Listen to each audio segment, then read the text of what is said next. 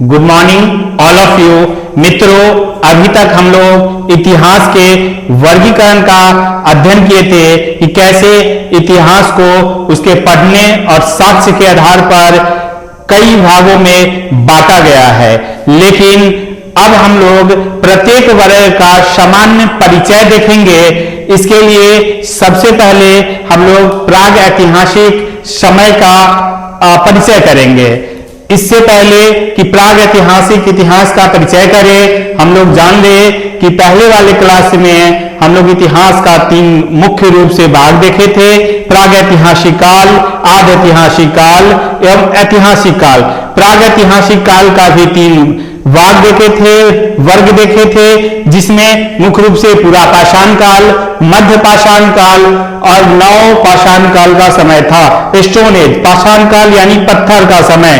इसका समय पीरियड, समय काल लगभग अज्ञान समय से लेकर 2500 ईसा पूर्व तक माना गया है। इसमें मुख्य रूप से पूरे इतिहास के विवरण में ये हम लोग सीखेंगे कि क्या पूरा पाषाण काल से लेकर नव पाषाण काल तक मानव जीवन में क्या परिवर्तन आया। अब हम लोग देखते हैं पूरा पाषाण काल, जिसका समय अज्ञात समय से लेकर के लगभग 9000 बीसी तक को माना जाता है। इस समय मानव के जीवन में आग की खोज हो चुकी थी और औजार के रूप में क्वार्टजाइड, शल्क और ब्लेड का प्रयोग हुआ करता था। स्थिति इनकी आखेटक थी। आखेटक का अर्थ होता है शिकार। मानव उस समय शिकार करके अपना भोजन यापन करते थे। फिर आगे की बात करते हैं मध्य पाषाण काल, जिसका समय स्थिति 9000 से 4000 ईसा पूर्व के बीच माना जाता है। मध्य पाषाण काल को हम लोग मेसोलिथिक या माइक्रोलिथिक के नाम से भी जानते हैं।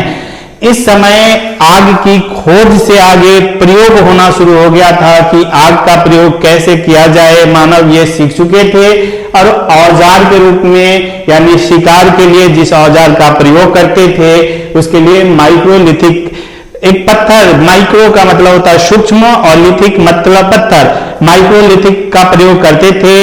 इसका सामान्य आकार 2 से 5 सेंटीमीटर के बीच होता है, जबकि इनकी स्थिति पशुपालक के स्वरूप में थी।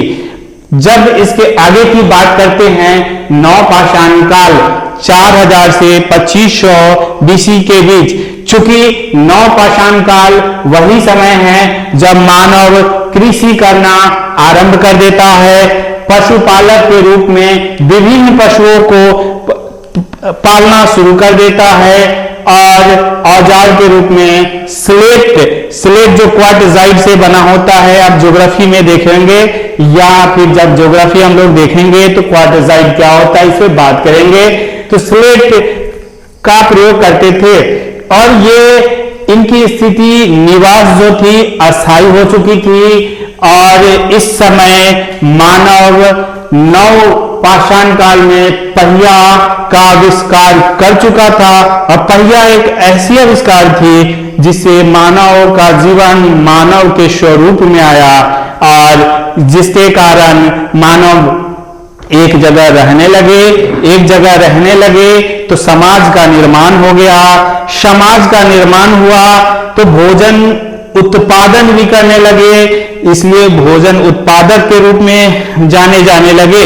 अब इसके बाद की बात हम लोग जब करते हैं तो उस समय को हम लोग कहते आदि ऐतिहासिक काल, आदि ऐतिहासिक समय, जिसका समय 2500 से लगभग 600 बीसी तक को माना जाता है, ईसा पूर्व तक को। हम लोग देखेंगे आदि ऐतिहासिक काल को मुख्य रूप से 2 भागों में बांटा गया था। हड़प्पा सभ्यता, जिसे हम लोग सैंधव सभ्यता के भी नाम से जानते हैं, और वैदिक सभ्यता। हम लोग देखेंगे हड़प्पा सभ्यता की विशेषता ये थी कि ये नगर नियोजित सभ्यता थी। यहाँ नगरवासी रहते थे और यहाँ लिपि थी जो चित्रात्मक रूप में पाई गई है, लेकिन अभी तक इसे पढ़ा नहीं गया है। इसी कारण से इसे आदि ऐतिहासिक काल भी कहा जाता है।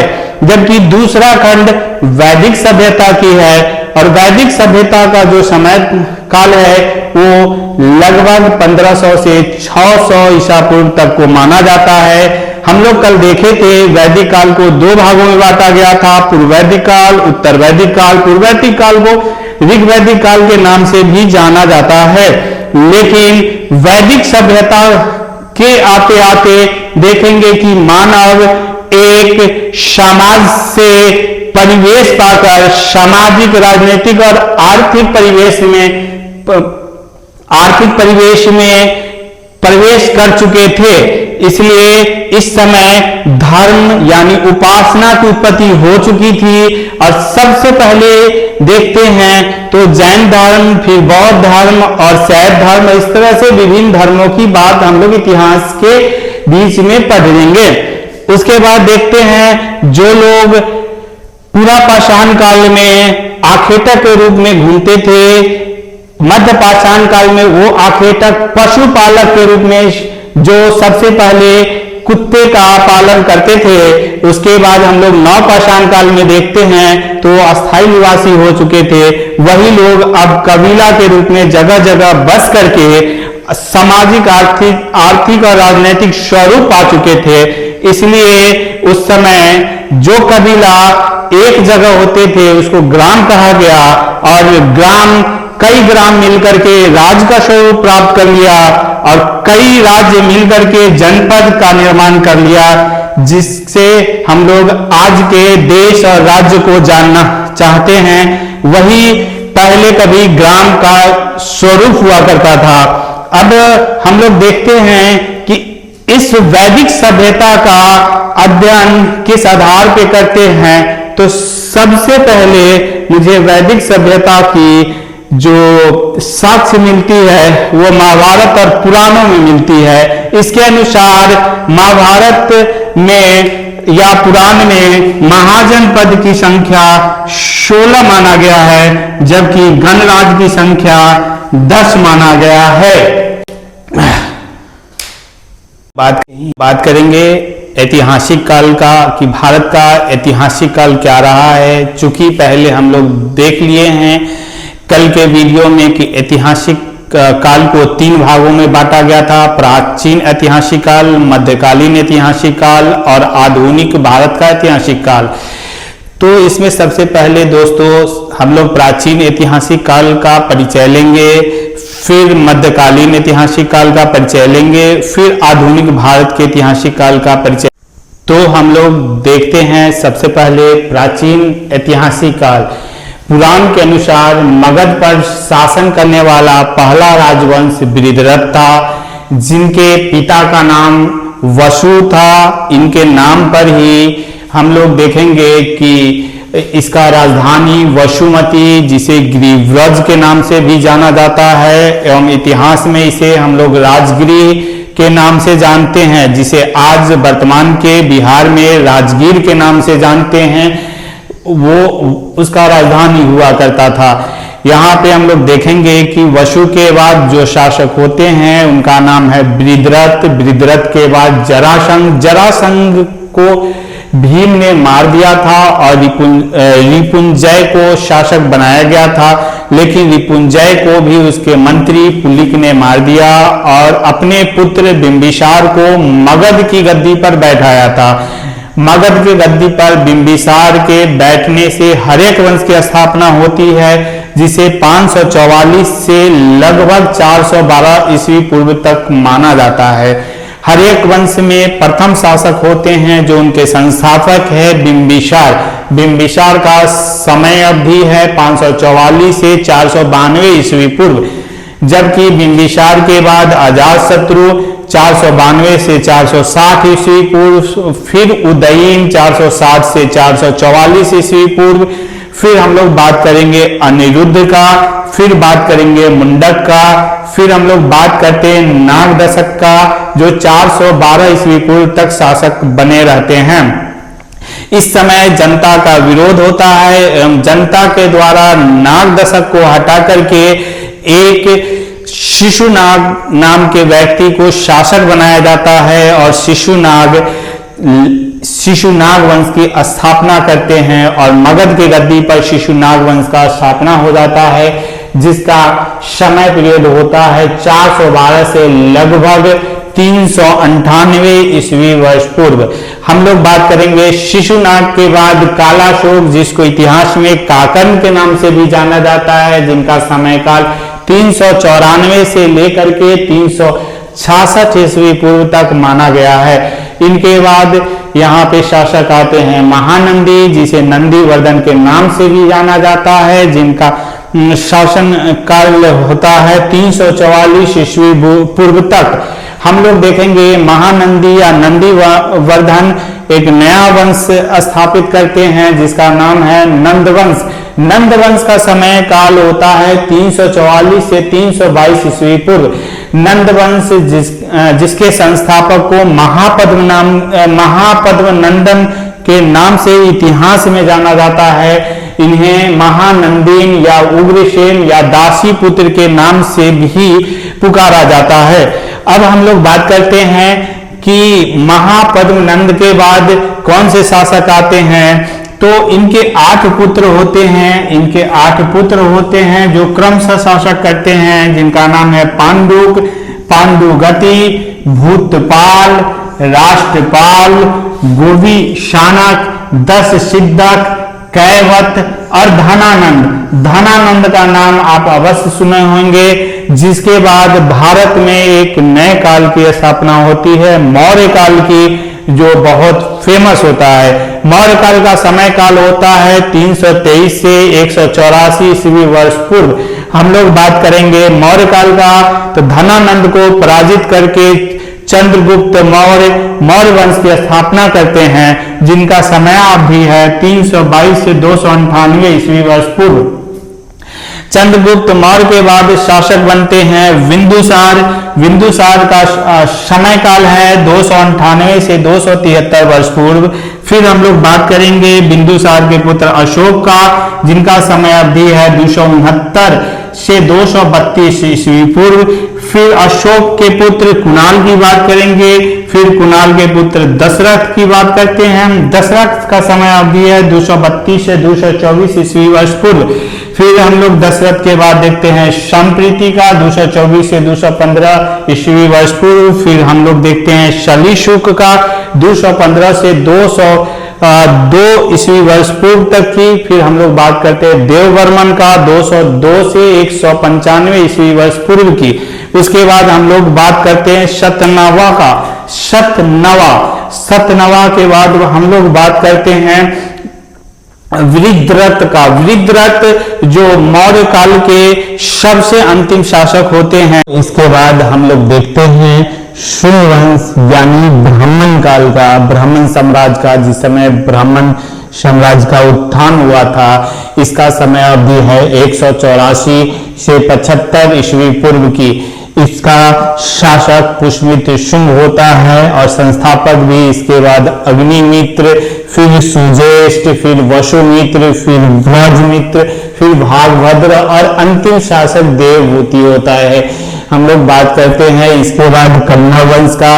कन्ना वंश का संस्थापक वासुदेव है और कन्ना वंश का शासन काल 75 ईस्वी पूर्व से लेकर के 30 ईस्वी वर्ष पूर्व तक को माना जाता है। इसके संस्थापक वासुदेव के बाद इसके शासक होते हैं भूमिमित्र, फिर नारायण, फिर सुशर्मन।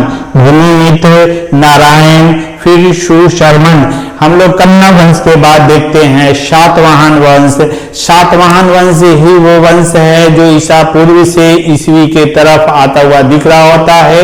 सातवाहन वंश का समय होता है 30 ईस्वी वर्ष पूर्व से 200 ईस्वी तक लगभग। इसके संस्थापक का नाम है शिमुख सातवाहन। इसके बाद शासक होते हैं कृष्ण, फिर सातकर्णी, फिर गौतमी पुत्र सातकर्णी, फिर वशिष्ठी पुत्र पुलमावी, फिर वशिष्ठी पुत्र सातकर्णी, फिर शिव स्कंद सातकर्णी, यज्ञ श्री सातकर्णी और अंतिम शासक इसके होते हैं विजय।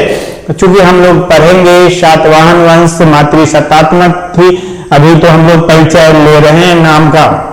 इसके बाद देखते हैं एक प्रमुख वंश आता है, वो है गुप्त वंश।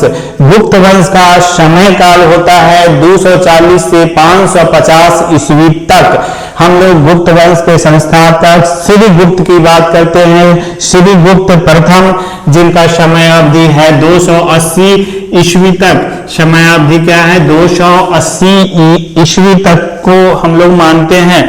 इसके बाद हम लोग देखते हैं शासक होते हैं घटोत्कच। घटोत्कच का शासनकाल होता है 280 या 90, कहीं कहीं 280 है, कहीं कहीं 290 है। तो 280 या 90 से लेकर के 319 तक के समय को हम लोग घटोत्कच का समय मानते हैं। फिर देखते हैं चंद्रगुप्त प्रथम, जिनका समय अवधि 319 से 335 ईस्वी तक का माना जाता है। फिर शासक होते हैं समुद्रगुप्त, जो 335 से 375 ईस्वी तक माना जाता है। फिर रामगुप्त आते हैं 375 में ही। उसके बाद चंद्रगुप्त द्वितीय, जिनको विक्रमादित्य के नाम से जाना जाता है, जिनको विक्रमादित्य के नाम से इतिहास में जाना जाता है। इनका समय अवधि है 375 से 415 ईस्वी तक। उसके बाद आते कुमारगुप्त, जिसे इतिहास में शक्रादित्य के नाम से भी पुकारा जाता है। 415 से 455 ईस्वी तक इनका शासनकाल है। उसके बाद हम लोग देखते हैं शासक आते स्कंदगुप्त। स्कंदगुप्त का समय अवधि है 455 से 467 ईस्वी तक। उसके बाद आते हैं पुरुगुप्त। पुरुगुप्त का समय अवधि है 467 से 473 ईस्वी तक।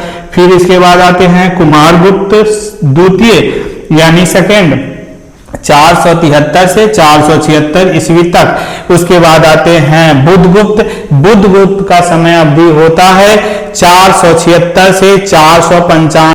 अब इसके बाद हम लोग देखते हैं नरसिंहगुप्त वालादित्य, जिनका समय काल 495 से 530 ईस्वी तक था। इसके बाद शासक होते हैं कुमारगुप्त तृतीय, जिनका शासनकाल 530 से 540 ईस्वी तक था। इसके बाद शासक होते हैं विष्णुगुप्त, जो अंतिम शासक होते हैं 540 से 550 ईस्वी तक। हम लोग गुप्त साम्राज्य के पतन के पश्चात देखते हैं कि उत्तर भारत में मुख्य रूप से 5 प्रमुख शक्तियां फैल जाती है।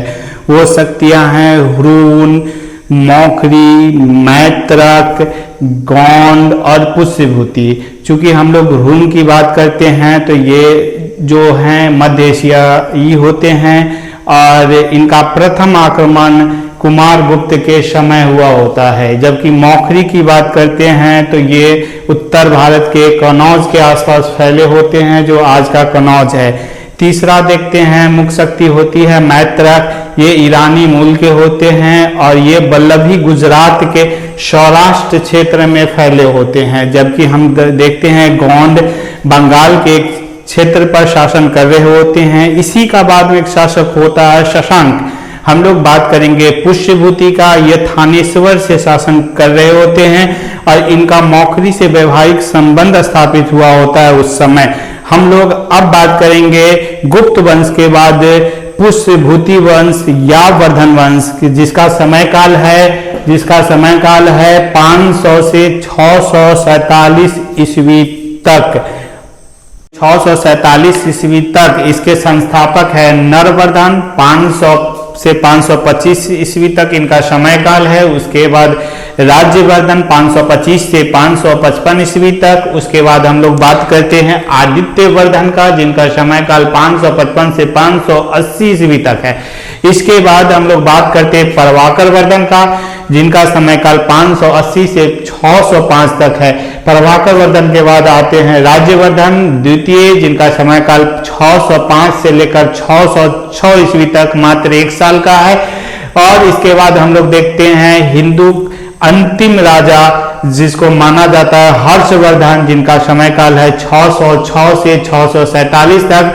इनके मृत्यु के पश्चात उत्तर भारतीय राज्य आपसी संघर्ष में उलझ जाते हैं और परिणामतः विभिन्न नए राजवंशों का उदय होता है, जो अलग अलग क्षेत्र में अलग अलग वो राजवंश के नाम से बाद के समय में जाने जाते हैं, जिसमें मुख्य रूप से हैं पाल, प्रतिहार, राजपूत, पुलकेशिन, कारकोट। राजपूत के भी कई अलग अलग क्षेत्र में अलग अलग वंश उभरते हैं। उसके बाद यशोवर्मन का कार्यकाल आता है।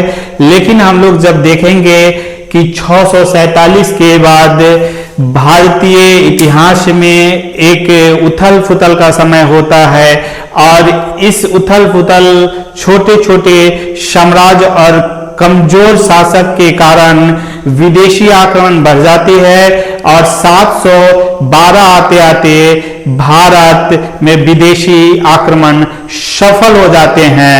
परिणामतः भारत का 712 से लेकर के लगभग मुगल काल तक का समय विभिन्न आक्रमणों के कारण इतिहास में अलग अलग कथनों से जाना जाता है, जिसमें गोरी, मोहम्मद गोरी, गजनवी और फिर हम लोग मुगल काल को देखेंगे।